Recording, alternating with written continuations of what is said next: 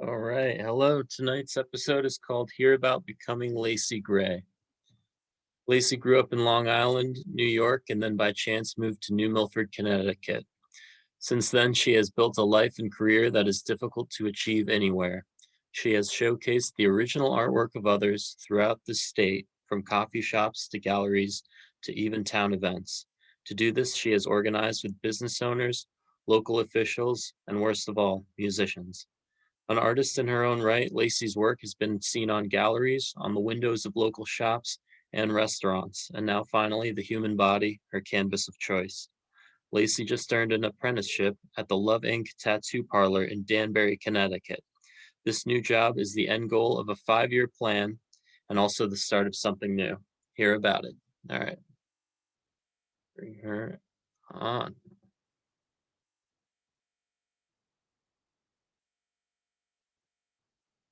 Hey, Hello, how you doing? I'm good. How are you doing? Good, definitely. Thanks for coming on. Yeah, it's exciting. Cool. I'm glad you feel that way. Awesome. All right. Cool. We got your flash in the background.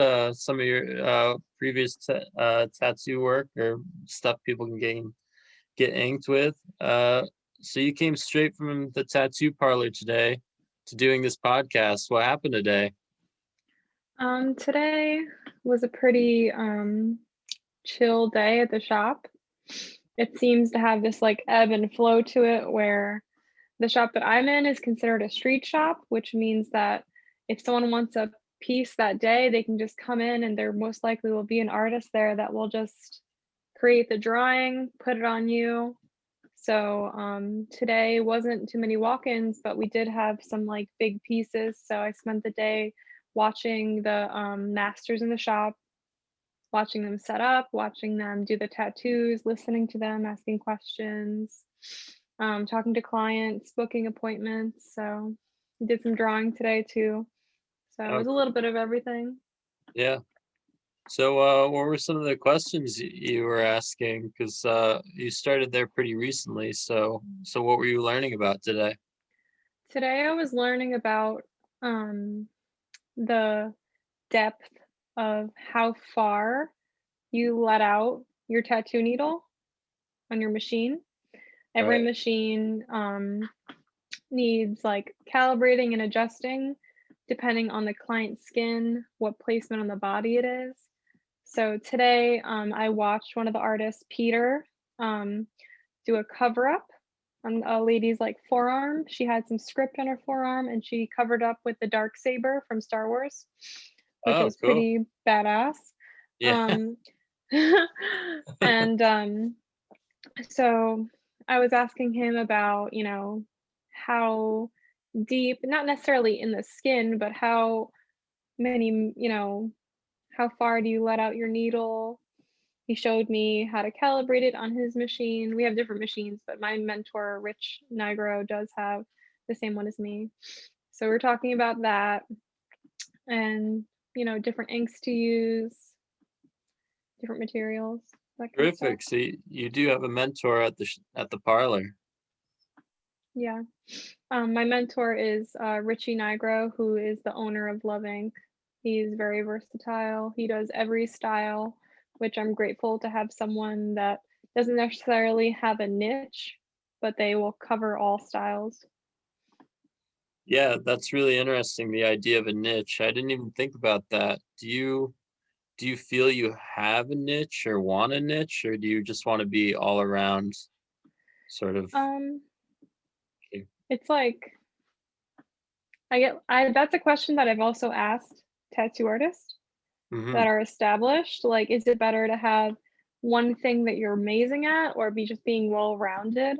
Mm-hmm. And it's always kind of the middle of the road where you should have something that's very sought after that not everyone else can do, but at the same time it is really great to be able to tattoo any style on anyone. Love Ink has two artists that pretty much can tattoo anything, Peter and Rich. They can do any style, and then they have another artist that does portrait and realism. And then I would categorize myself as more of a neo-traditional or illustrative style. So Okay. I like how they really, find the balance and where they can pretty much tattoo anyone at the shop. There's someone for everyone. Right. So what made you wanted to get started in this industry? Because I know this has been a long-term goal for you. It's something I've always been interested in because I myself have tattoos. Right. Um, Illustrating was always my number one priority when it comes to making art. And you can kind of see illustrations most of the time, in tattoos. It's like the base layer of anything if it's not realistic. So, also, what really interested in me, other than finding a career that I could use my illustration in, is also finding a career that's based around being with people Right. and Right. working with them directly. I have done curating and doing custom pieces like commissions for people, which is working with people as well. But you get to know people at a very intimate level when you're tattooing them. Right. Your inches from them, hearing about their life story, why they got the tattoo, and all of that really interests me. It feeds my soul to make the art, but then to hear the story behind it also really, excites me. Right. Yeah. So is that kind of like a doctor patient thing? You can't share what some of the motivations for a tattoo? Some of them are really personal, some of them are like, you don't necessarily need to have this deep, profound meaning behind getting a tattoo. It can just be that, you wanted to look cooler Right. and now you do. So, Where do you think you are in ratio from just like this is just cool to this is very personal with your own tattoos? I have Yeah. both those tattoos on me. I just got, like, a massive thigh piece that Mm. is a tiger in water, and it has no deep spiritual meaning to me. But then I have other tattoos that I find very personal. Right. So, yeah. So I was gonna ask this question later, but it's really just at the top of my head. Like, you know, do you find that, that getting a tattoo, even if it doesn't initially have meaning, can it just like really just change your sense of self-perception to the extent where it changes kind of the way you think in general, really? If that makes any sense. Like, Um, from my experience with the tattoos I've gotten on myself and also the people around me that have gotten tattoos by myself or just my friends, I do think they change your own perception of yourself. mhm, I've seen like some of my women friends who are maybe a little bit shy about showing a body part, like even their arms or their legs. But mhm, after they get a tattoo, they suddenly want to show everyone. And this, fear of, feeling insecure is suddenly masked by, this beautiful piece of artwork. And there's definitely a stigma, I think less now than in past years, but having tattoos or being heavily tattooed is still in a way taboo. mhm. So when you start having visible tattoos, like right now, you may not be able to see a lot of mine just because I'm wearing, Yeah, just normal clothes over it. But being a heavily tattooed person does change others' perceptions of you. right, It could be negative or positive. So it is definitely right, something to consider weighing all those options. But for me, tattoos over time can, bring you back to when you first got them. So maybe my tiger right, tattoo that I just got recently, it doesn't have a meaning, didn't have a meaning in the beginning, but now it represents this part of my life that was extremely transformative. right. This time period when I was working extremely hard on a goal that I've been, striving for a long time and it has been achieved. So, Right, and that's something I've always found really interesting with you because I really sort of met and got to know you when you literally one of the first things you said to me was you were on year 3 of your 5-year plan, and you had actually met all those goals. You had met and exceeded at that time, yeah. your being 3 years into the plan, and and preparing for this, you said you had completed the 5-year plan. So do Yep. you know off the top of your head the bullet points to this plan? Yeah. I did take some notes because I had to like kind of look back on my past to figure out like what were my goals then. But I started my 5-year plan sometime, and if I'm looking up to the side, I just have a few notes. But I started around 2016. Um, I was, Right. fresh to New Milford. Yeah. I had a really amazing group of friends, but I didn't have a network of artists around me. Mhm. So that year was dedicated to producing traditional pieces of artwork like paintings or drawings that their intention was to be shown in galleries, show them literally anywhere I could.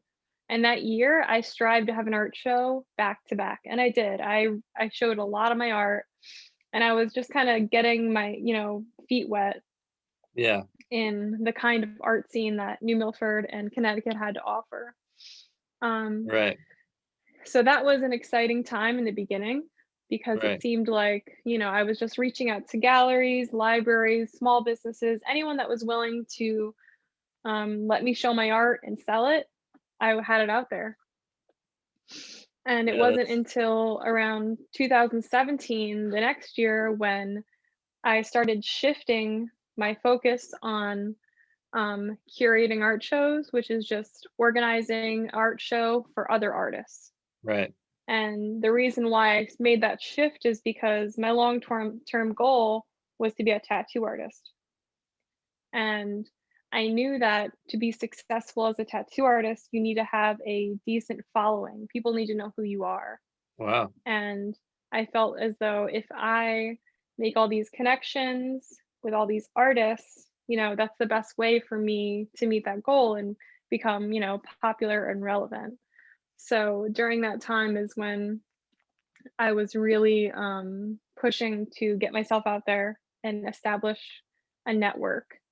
And that's also when I started working with the local government with their Economic Development Commission as well as the Art Commission, which, I never thought about these resources until I was, presented them. But, every town has resources available for artists and creatives. Right. Um, and then after a year of doing art shows for other people, Right. the following year, year 3, was really, embracing being immersed in the community, doing Interesting. community-based art, art events where I'm inviting people to come for free, create art together in like a safe space. Um, I was doing the New Milford Art Walk, directing that, Right. which, showcases many different forms of art. We did fashion shows, small film demonstrations, Mhm. showcased lots of different artists. And this 2018, I believe I was in like the height of my popularity. I won a economic development award in Connecticut, Wow. and um, so this is the 3rd year, which is probably around the time when we were getting to be really good friends, Yeah. when I was exceeding my goals. And in the That's height of me feeling like I had made it is when right. I think I was starting to self-sabotage, which is something I definitely wanna, like, touch on when you have these, like, grand plans, is that you may, find a time when, things may not be coming to you as easily as you want them to. So in the height of me really gaining popularity, 2019 year 4 came, and I almost didn't do anything at all in 2019. Right. I stopped doing art shows, I stopped producing as much art, and I took a break. Right. But um, the following year, 2020, which was bad for most people, Right. was really good for me, is because that's when I kind of picked myself up and was like, this is something that I've invested so much time and energy into. I'm gonna really focus in. And for that entire year, I produced art specifically for tattoos. and I started telling people they were 4 tattoos, and I started reaching out to tattoo artists. And because I had this network around me of really talented artists and my community that was interested in my work, now that Mm-hmm. I have found a tattoo apprenticeship, I have this amazing circle around me that's supporting me, willing to share my art, get my art tattooed on them. I've finally set myself up for success. It took a long time, but in this moment, I'm really happy that I did do a 5-year plan. And it may not have needed to be 5 years, it probably could have been 3, but you know, over time your goals shift. So you kind of have to go with the flow. Yeah, well, I actually think you probably have a much better sort of. I think that's a much more modest in some ways 5-year plan than maybe other people would aim for, but also because of that, it is more sensible, more achievable ultimately. It's not like the first year you get rich and then the second year you like buy a cool car and Yeah. like it sort of accounts for other moments. Yeah, I think from the outside looking in, seeing you in 2018 and your success, it's hard to imagine that you were struggling in some way with those feelings. Yeah, but I, Yeah, that year was amazing. Like it was one of my best years, right, but the pressure to perform and my inner need to feel though everything is perfect was really overwhelming. yeah, And I had this strong urge to simplify my life yeah, because totally. I absolutely love being around people, which is why I chose a career to be with people. Hmm. Um, but this the overwhelming pressure of making sure all of the art shows for other people were going smoothly, the Yeah. art walk was going smoothly, the government positions I had were well established. Like Hmm. I was spreading myself very thin and there was very little time for my personal artwork. Right, And even though it was hard to make that decision to step back from those things, right, the following year in 2019, I was a art conservator's assistant. right. So I was able to take that time away from those things that I did love, but I Hmm. learned how to like care for art, frame it, respect it, and take care of it, well, and Yeah, preserve it. And right. then I, focused on me, which really should be number one goal for everyone. Yeah, yeah. I think so. And especially when you're sort of helping someone to such a large degree, like with your art shows for other people. Um, as soon as you're taking care of, you know, uh, one more artist, your business responsibilities like double, if not more so, right? Um, Yeah, so, that's definitely true. Like you really see the very intimate workings of someone's art. You see, how it's created, how they mm, frame it, how they present it, mhm, all the inner workings. terrific. Yeah, there's so much there. So I'm like I'm gonna look at my own notes here for a minute. Yeah, there's definitely some stuff in particular I wanted to touch on. Let's see. Well, that's fascinating about the 5-year plan, and that it is actually achievable. Um, let's go over your flash art. What we have behind you is how did these develop? Are these collected over years? Did you come up with all these images recently? Um, These particular images were all created in 2020. all right. There might be like a few, no, I think these are all 2020. And I made them during the time of October. Mm-hmm. And Every year in October, I do a drawing challenge called Inktober, All where right. every single day you make a completed piece of artwork, completely Wow. done one day. So that really pushed me to produce and complete pieces. Um, I typically would work on one custom piece instead of several, designs on one page. So making that shift from doing like commission art or my own personal art to making artwork specifically for tattoos, Right. that's where this led me. There's, you know, the origins of flash art come from the original tattooers where you would have a several designs on one piece of paper and they would take them with them. It's something you typically see like hanging on in a tattoo shop on the walls. Right. And someone could come in and see a design. It may inspire them to get that design exactly how it is or modify it and make it custom. So they're really just inspirational pieces for people. I've tattooed a few of them on people already that are depicted here.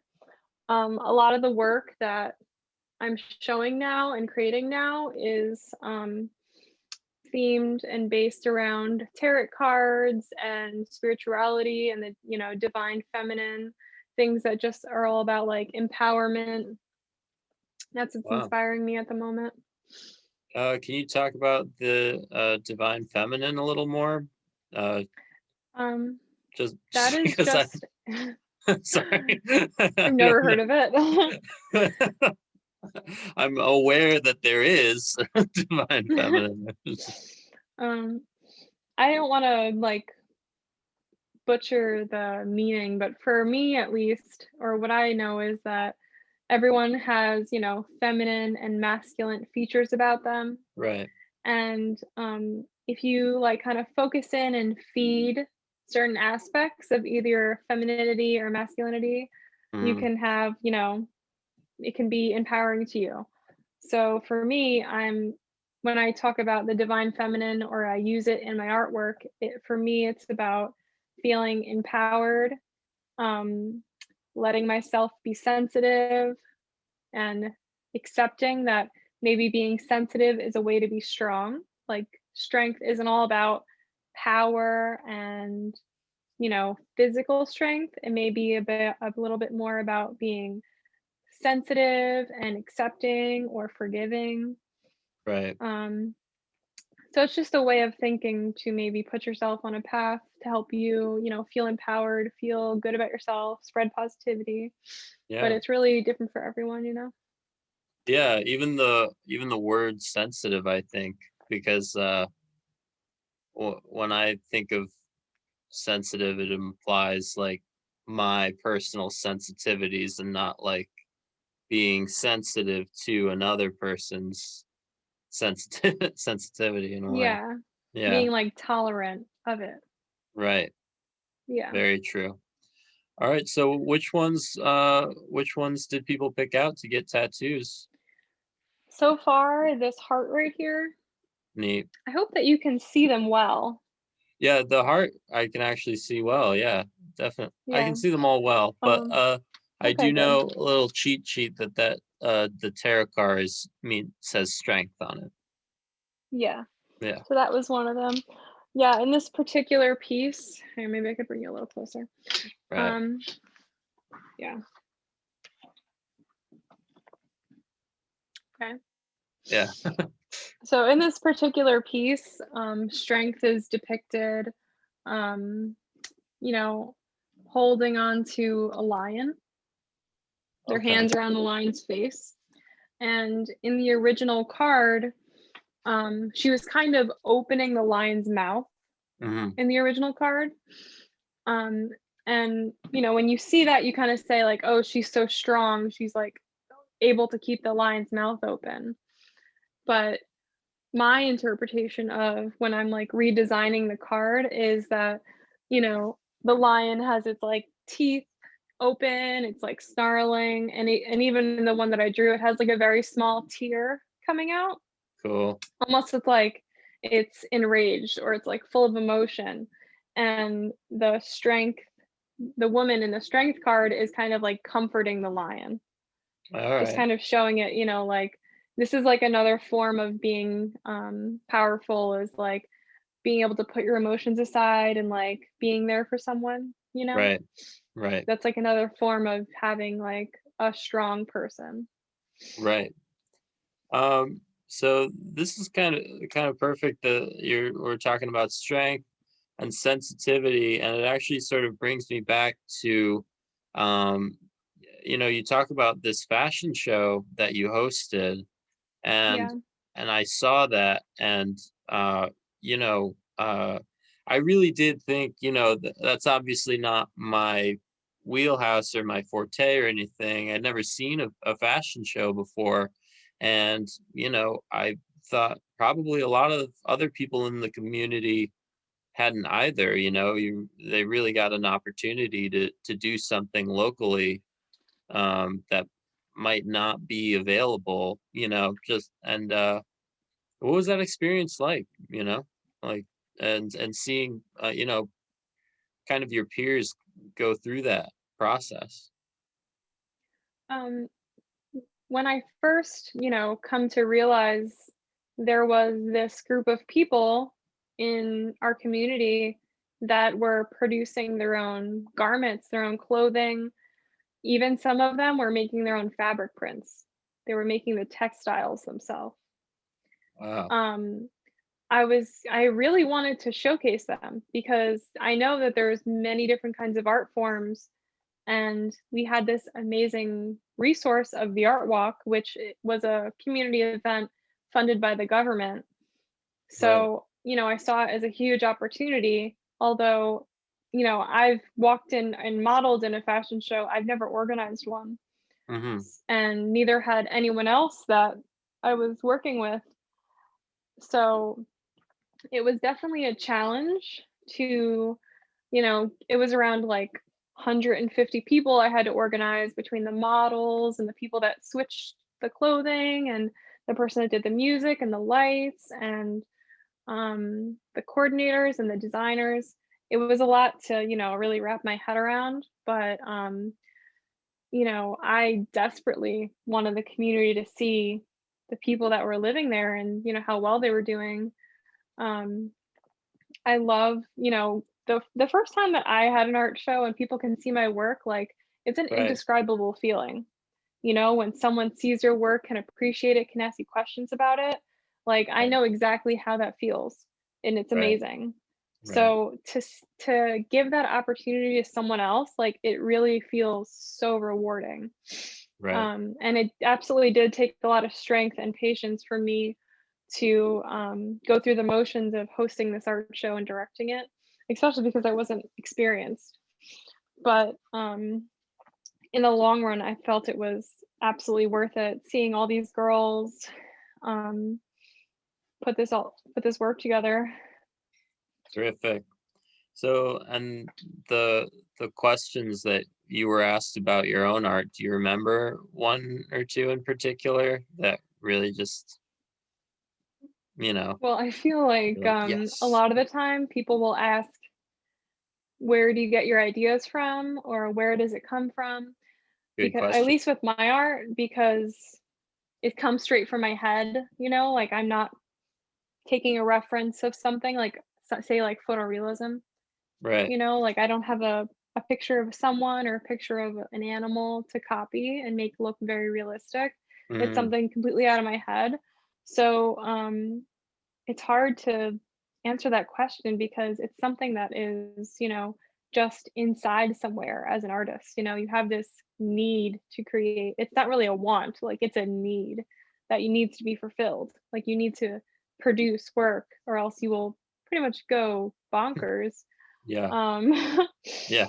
and the need has changed for me, why I'm creating some particular design.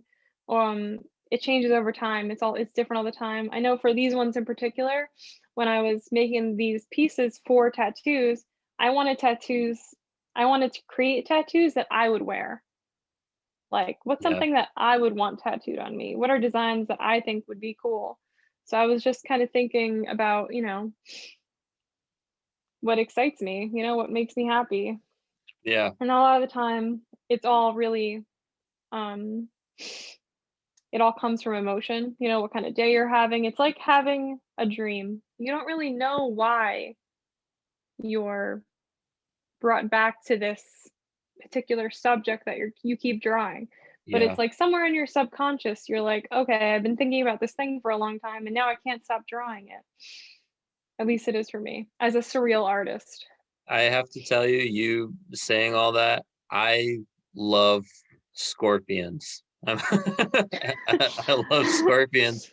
It's just like a thing. There's like any cartoon character that is a scorpion, or um, there's a James Bond scene where there's a scorpion in it. It's just a thing. Yeah. Yeah.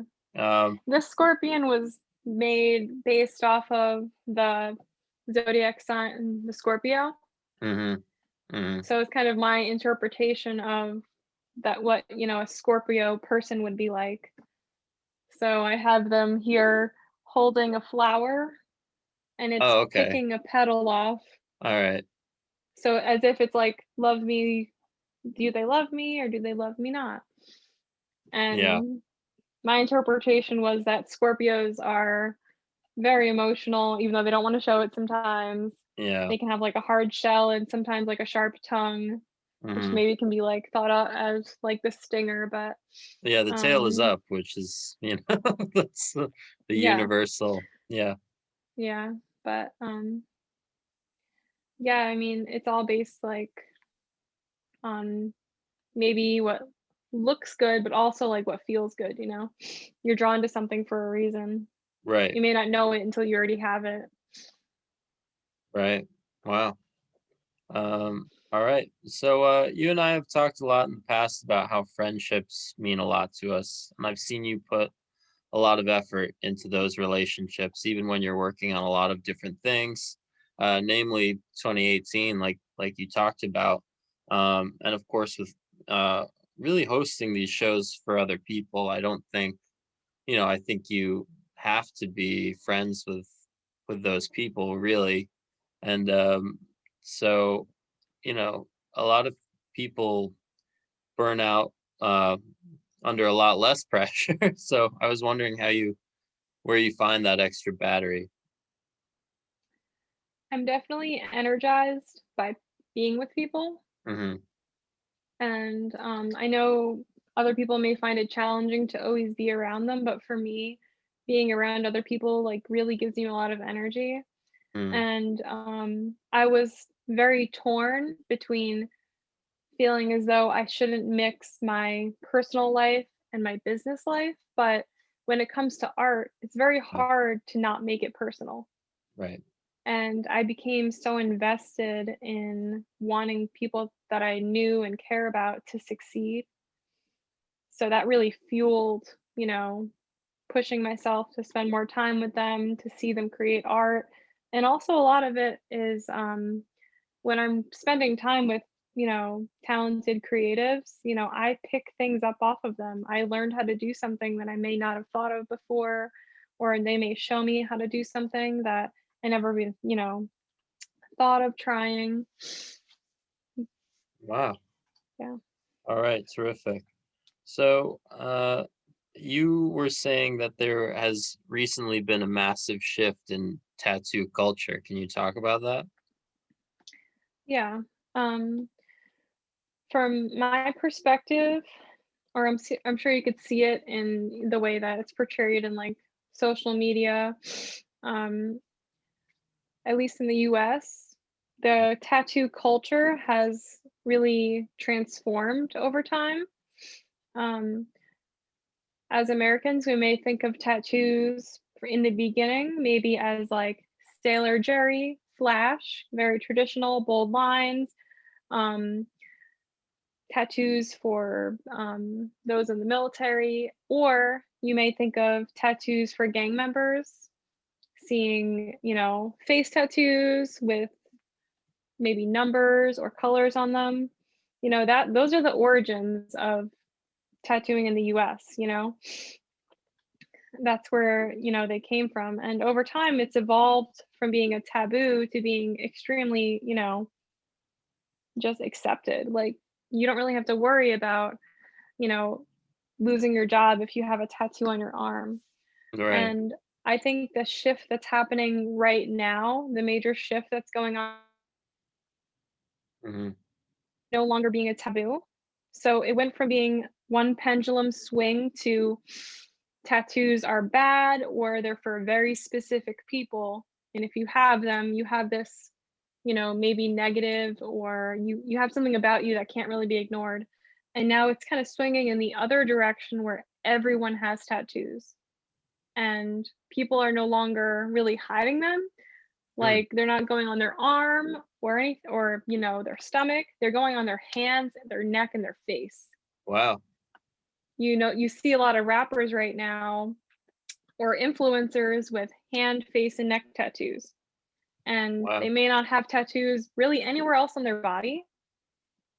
And it's just becoming more accepted. And in the tattoo culture, um, having those spots tattooed, your hands, face, or neck, those are like very sacred spots that you're meant to earn over time by tattooing every other part of your body. Oh, So now that, right is no longer, it's kind of being taken away, like you not taken away, but you're no longer earning those spots. People are just getting tattoos on their face, on their hands first before anything else. oh, wow. And there are some people that absolutely love it and they think, "Yes, put the tattoos everywhere." And there's Mhm. other people that say, "No, like, this is a part of the culture. You really need to cover your entire body before you can earn those last spots."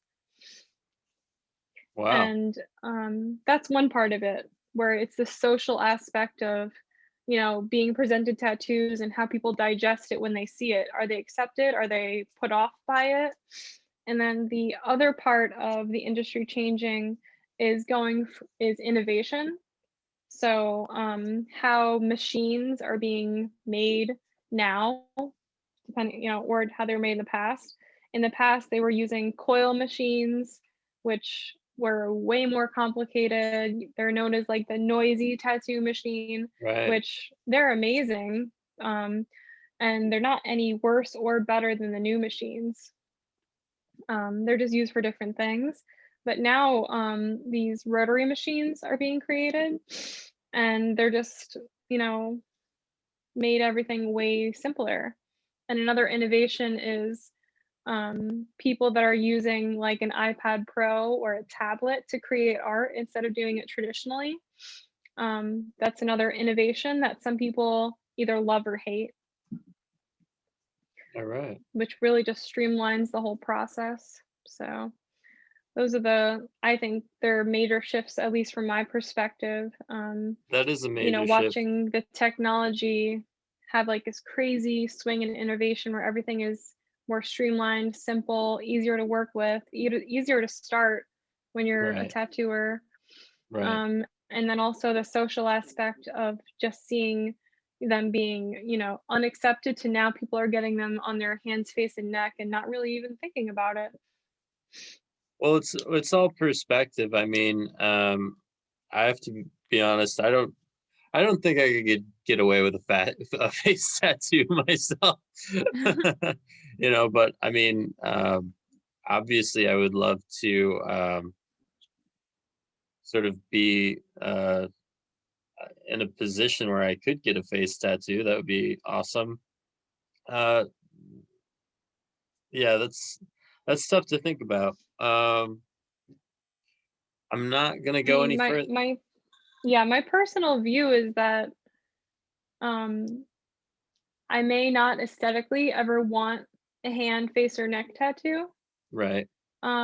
But if someone came to me and they had a full bodysuit, very little room left, and they wanted their hands tattooed, I would be okay with that, you know? I Right. myself may never have those parts of me tattooed, but Mhm. I don't know what kind of space I'll have left in the future, you know? I think that you should definitely choose locations on your body that are personal to you and they're only for you, you know? Wow. That's where I put my tattoos. They can be hidden because they're not for other people, they're for myself. Right. Yeah. I do have friends who, they get tattoos in a space that you would think is really obvious, but you find yourself really never noticing, sometimes. Yeah, Yeah. definitely. So, let's double back to your time, on the board of economic development. What were some of the things you saw and learned, that sort of stuck with you that you might not have known otherwise? Um, the reason why I was appointed to the Economic Development Commission was because I'd put in a few years on the Art Commission in New Milford, Mhm. and I was showing promise with feeding the town giving the people a reason to come downtown, spend Right. money, Wow. and, which helps everyone. And Mhm. when I did get on the Economic Development Commission, I really saw their focus was about community building and making money. And I wanted to plant a seed that art is and culture is extremely valuable. And the way that I was able to do that was through the art walk, which is, just an art festival. Right. Um, and I noticed that based on my suggestions for any topic we were talking about, really the way to get funds is to really focus in on this is to make money, which is something that creatives struggle with because Yes. they're doing Yes. something that is all about passion. Mhm. It's all about the journey and the process. And they don't want to harp on the um, financial part, the part where it's like, this is all about money Right. because it doesn't feel authentic. But when it came to being on this board, um, that really, excited everyone. Like, we can make money from the arts. Maybe we should put more money into it. Maybe we should invest more and give more resources. Right. So that definitely stuck with me because I'm still now, struggling with that idea that I need to be Absolutely. passionate about something, but also be, gaining finances from it and being, successful in that respect.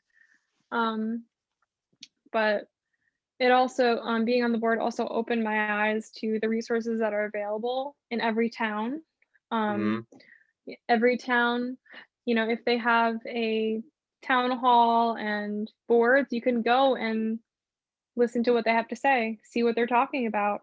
Right. Like they all have budgets, we all pay taxes and, Right. you know, they get all kinds of grants for many different things. So, Right. as long as you go and see what they are, there's a lot of resources out there for you that can help you. Yeah. It's definitely true about the grants, especially. Um, I don't. Yeah, that's actually, I guess that, maybe makes me feel a little off put just because I know about the grants and or not specifically the grants, but like the capacity to really write a proposal. Honestly, not Yeah. even a very long proposal sometimes for a significant, amount of money. Yeah.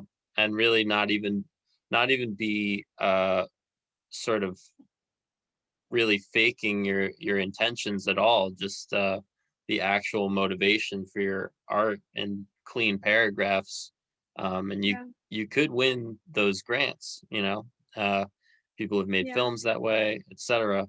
I also want to say, I worked for a time as a booking manager for a theater in New York, and that was especially, that was, people trying to put up Shakespeare plays, trying to put up, original musicals, sort of famous plays throughout the years.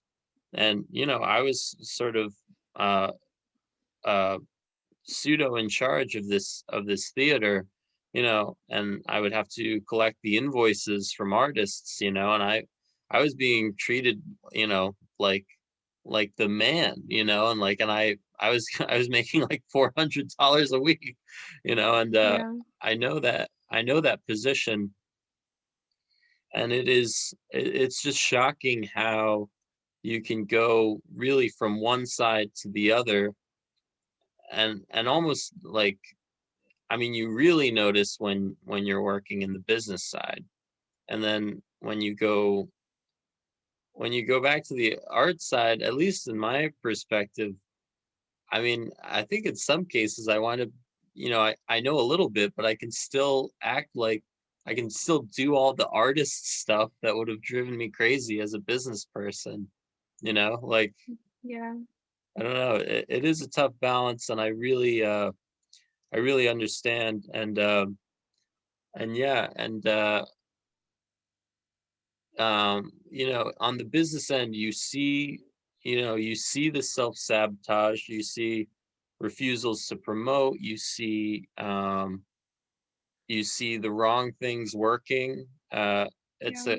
a constant Rubik's cube, and so definitely want you to know you're not alone with that one. Yeah, one But thing I want to say before we move on is like mhm, all of the negative parts of the business side, mhm, they didn't feed my creative soul, but I am grateful that I had those experiences, right. and I'm sure you are too with, Ultimately, what you've learned. Yeah. yeah, So I think that, even though like for other people who may watch this or maybe thinking about organizing other people, right. um, you have to take the connections that you make while Yeah, you're doing these events. That is like the true reward in the process mm, is the community that you build. yeah, That's, it may be for some amount of money, you may have shown this artwork, but the community you built along the way is really what's going to push you into the future to your next goals. right, right. And yes, um, I could honestly talk about that for a very long time. Yeah, just like that. The art and commerce and trying to make them work.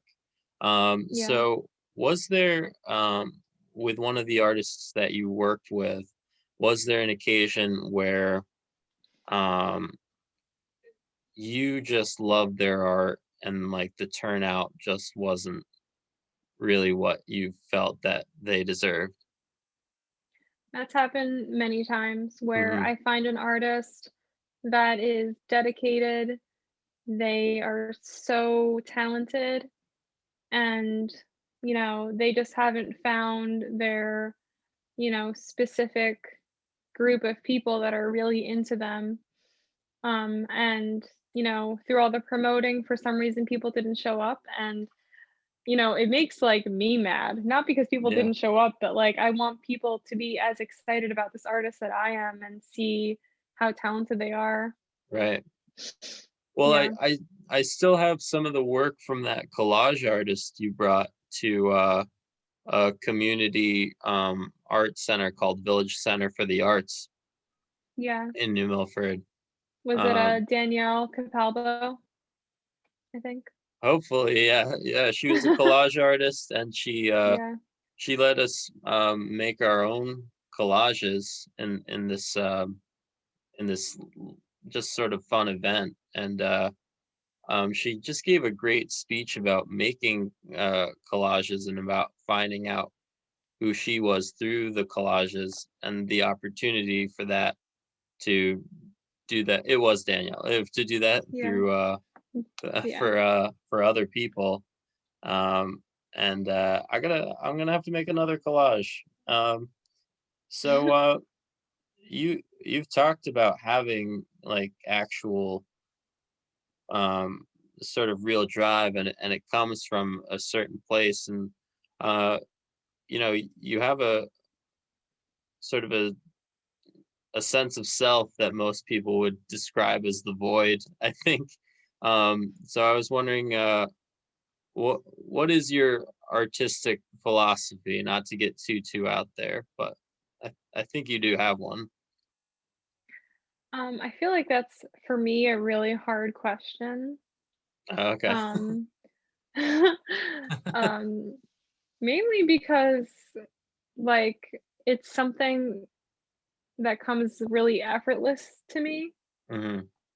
I feel like like the need to create has always been there since childhood. Mhm. Like I remember getting my first sketchbook that I would take with me everywhere in like the 3rd grade. Like I had to bring it with me to school because in between everything I had to draw. Like I just needed to do it. Right. Um, but I just like to create art that has a good like flow, has good proportions, has good contrast to it. Something that I've noticed changing in the art world is um, being a little bit more focused on maybe being speedy and convenient, like working on an iPad to create something. Mm. Although it does hold value because someone does need to understand what they're drawing, how to put it together. But there's Right. something a little bit more sacred to me when it comes to putting pen or pencil on paper or paint on a canvas. Um, I feel like it has a little bit more soul in it. Mhm. And during my time doing the conservation, I noticed a lot of the work that is being shown in galleries and that's extremely expensive is all very modern work, very abstract, very simple work that Mm. is made with very inexpensive materials like acrylic paint. Okay. And there's been, a change from doing things with oil paints, which is really expensive and lasts a lifetime.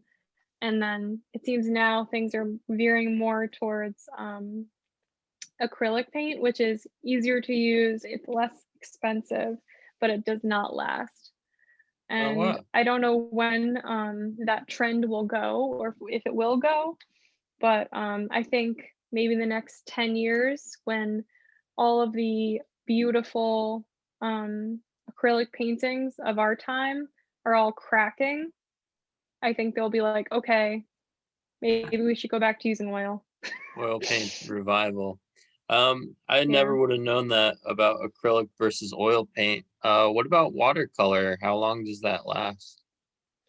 Um, that's all based on, like, the kind of paper you use, what it's exposed to, like, if it's protected from UV light, water, what kind of ink you use on the paper.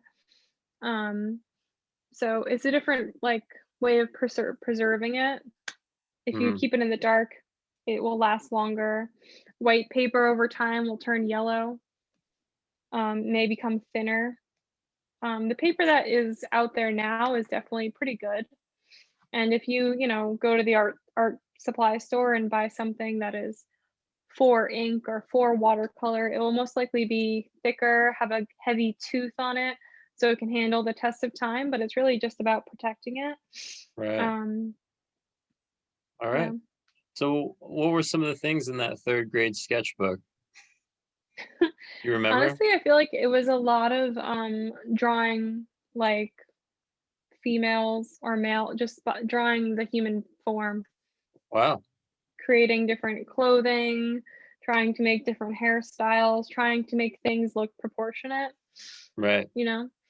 Um, it's definitely something I've always been interested. I love drawing women. I love drawing ladies. So, All and right. I feel like a lot of that just comes from like you see yourself in the mirror all the time. Mhm. So, you know what you look like. So it's easy for me maybe to just draw a female's face. Yeah, yeah. I mean, yeah, I'm just not educated enough, really. I just do like doodles, but yeah, it's generally just a guy in shorts and a t-shirt with his arms at his sides. Yeah, yeah, that's my wheelhouse. Very cool. All right, that was really interesting. So you're a bit of a craft beer fan, and have a couple in New England that you wanted to that I asked if you would shout out. So what are those? I would say my favorite in Connecticut Mm-hmm. is in Bethel, Mm-hmm. and it's Broken Symmetry. Right. And um, I believe they are even now with, the pandemic going on, they are still open with, like, modified seating arrangements, Right. but they offer really great food and amazing beer. They have really great service. They have amazing, like, talent that comes through, like, they have, like, karaoke night, and they have a really amazing, trivia as well. So, it's just a Oh, nice community, really good products they have. So, I love Broken Symmetry, they're in Bethel.